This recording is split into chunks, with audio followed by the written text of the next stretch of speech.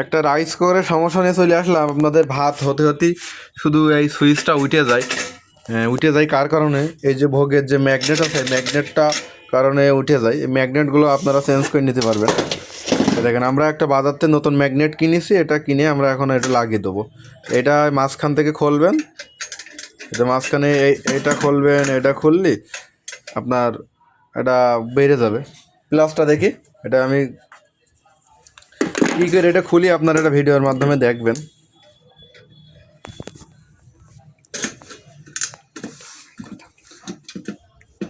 আপনারা বাসায় এরকম করে প্লাস নেবেন, একটা এরকম লুজ প্লাস নেবেন, নিয়ে এরকম করে এটা খুলবেন। খোলার পরে এটা বেরিয়ে যাবে। বেরিয়ে গেলে এরকম নতুন একটা ম্যাগনেট নেবেন, নেওয়ার পরে ম্যাগনেট আর প্লাস নেবেন। প্লাস নিয়ে এরকম করে খুলবেন, খুলে এটা স্প্রিংটা এরকম বেরিয়ে যাবে।